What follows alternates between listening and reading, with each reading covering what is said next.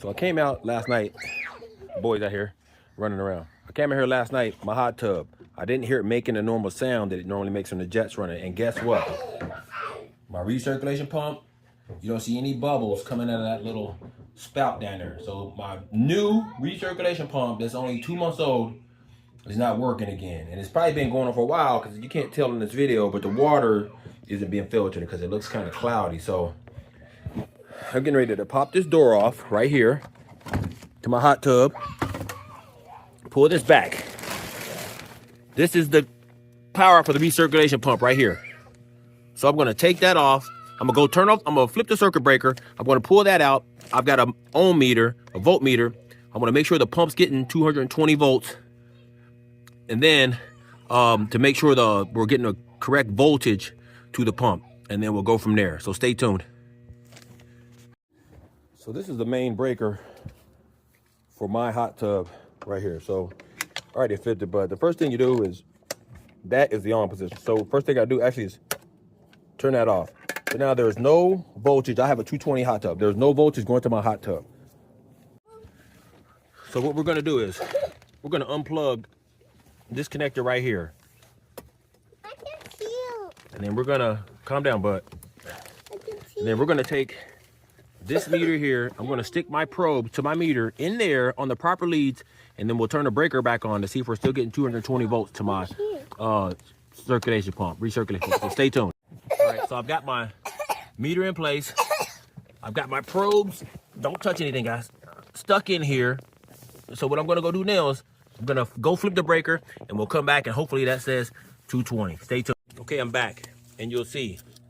That means that my pump is getting 242 volts AC. So there's definitely something going on with my pump. So we're gonna turn this back off. I'm gonna go flip the breaker.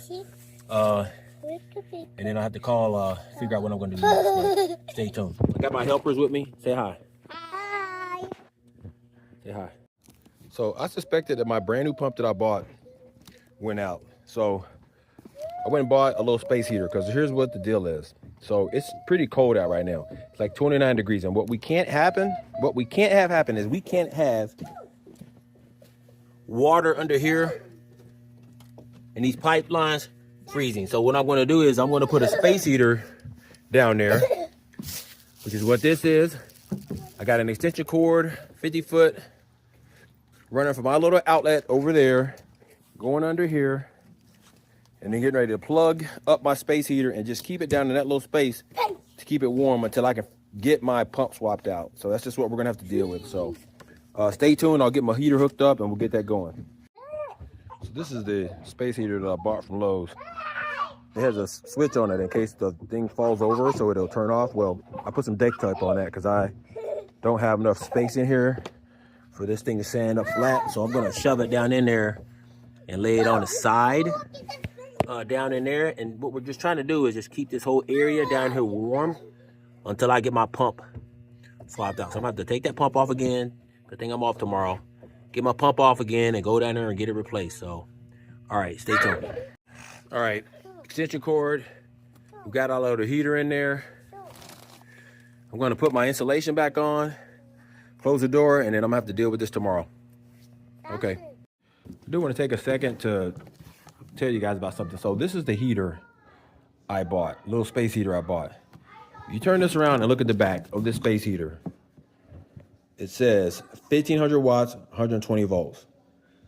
So that's power and that's your voltage. Well, power is voltage times current. I'm going to use an extension cord. So you need to know how much current you're going to be carrying through an extension cord, and you want to make sure your extension cord is rated appropriately or sized appropriately. So 1500 power is voltage times current. So to get your current, you're going to divide 1500 by 120. That turns out to be 12.5 amps. So I bought a 15 amp rated extension cord. So that means there won't be any issues, and it's 25 feet long with my extension cord because the current rating is higher than the current rating on my little space heater. So just a little tip for people out there who might be in a similar situation.